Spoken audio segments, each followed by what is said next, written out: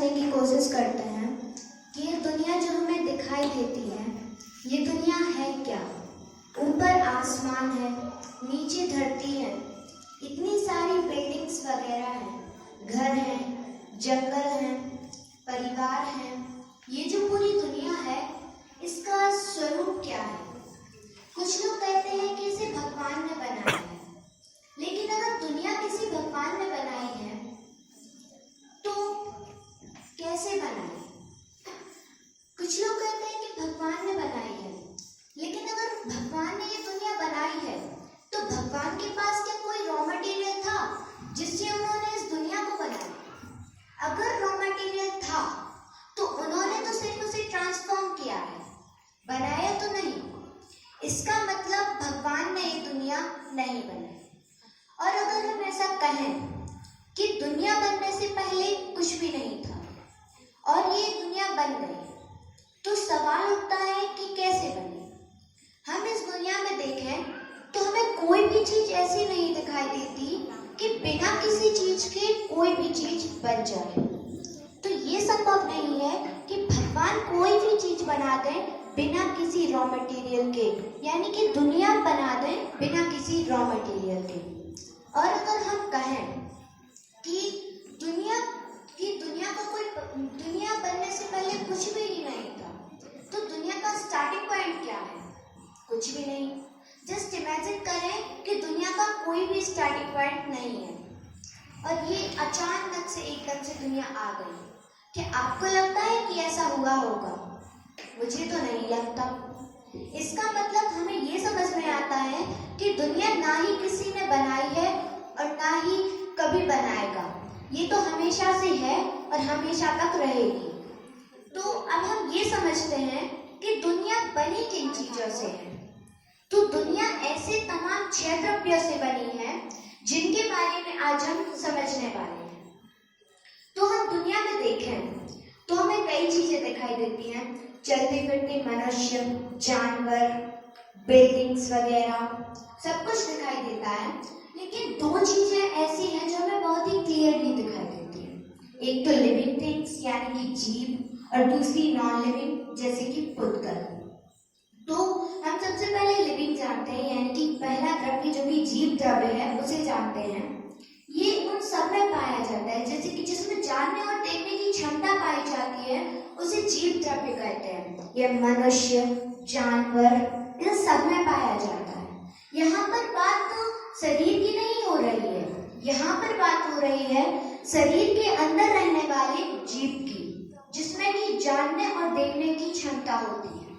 तो अब जानते हैं हम पुद्गल द्रव्य को।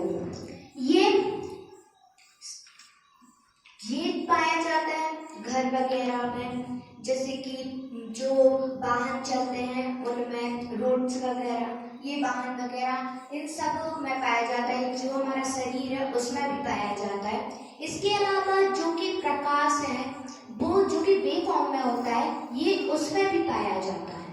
और अगर सिर्फ जीव और पुद्गल हो तो भी हमारा काम नहीं चलता, यानी कि सिर्फ जीव द्रव्य और पुद्गल द्रव्य हो तो भी हमारा काम नहीं चलता। इनको रहने के लिए जगह तो चाहिए ही होती है। तो हमारा जो कि तीसरा द्रव्य है आकाश द्रव्य। तो आकाश द्रव्य यानी कि स्पेस, जिनमें हम सब रहते हैं, ये जो जमीन, ये बादल वगैरह होते हैं, वो सब स्पेस यानी कि आकाश द्रव्य में एग्जिस्ट करते हैं। तो अब सिर्फ आकाश द्रव्य में अगर जीव और पुद्गल हो तो भी हमारा काम नहीं चलता। अगर ये सब हो तो ये पूरी दुनिया तो स्टैटिक हो जाएगी, जिसमें कोई भी चेंजेस नहीं होगी। हमें दुनिया में रहने के चेंजेस तो चाहिए ही चाहिए। तो ये है हमारा चौथा द्रव्य, काल द्रव्य। जब तक टाइम नहीं होगा, यानी कि पास्ट नहीं होगा, फ्यूचर नहीं होगा, प्रेजेंट नहीं होगा, तब तक हमें दुनिया में कोई भी चेंजेस नहीं दिखाई देंगे। तो ये है हमारा चौथा द्रव्य, काल द्रव्य। तो अब 2 द्रव्य और हैं जो ना ही हमें दिखाई देते हैं, ना ही किसी भी साइंटिस्ट के इंस्ट्रूमेंट्स द्वारा देखे जा सकते हैं। तो वो है धर्म द्रव्य और अधर्म द्रव्य। क्योंकि ये साइंस किसी भी साइंटिस्ट के इंप्लीमेंट से कैच नहीं कर सकते, क्योंकि साइंटिस्ट के जो भी इंप्लीमेंट्स होते हैं वो केवल पुद्गल द्रव्य और मटेरियल को ही फिगर आउट कर सकते हैं। तो ये जो धर्म द्रव्य होता है वो किसी भी ऑब्जेक्ट के वो मूव करने के लिए काम करता है। यानी कि जैसे कोई मछली है, वो मतलब पानी में तैर रही है, तो उसको उसमें जो भी पानी में तैरने के साथ साथ जो भी मूवमेंट हो रहा है वो सब धर्म द्रव्य के कारण हो रहा है। और किसी भी ऑब्जेक्ट को स्टेशनरी है तो उसे स्टेशनरी रहने में अधर्म द्रव्य मीडियम की तरह काम करता है। मतलब ये अधर्म द्रव्य बहुत ही हेल्प करता है, और ये हेल्प बहुत ही अमेजिंग तरीके की होती है। मतलब जैसे हम जमीन पर दौड़ रहे हैं लेकिन हमें जमीन नहीं दौड़ा रही, और अगर जमीन ही नहीं होगी तो हम दौड़ भी नहीं पाएंगे।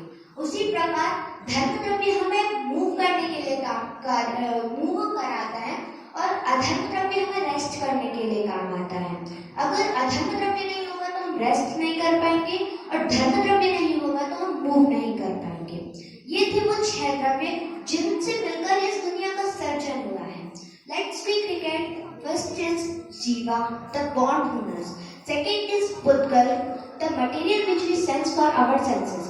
Third is Akash, जो सबको रहने के लिए जगह देता है. Fourth is Kal, that is time. Fifth is Dharm, जो कि moving objects के लिए medium है. और sixth is Adharm, जो कि stationary objects के लिए medium है. इस प्रकार हमने जाने 6 द्रव्य जिससे ये दुनिया बनी है। जय जय।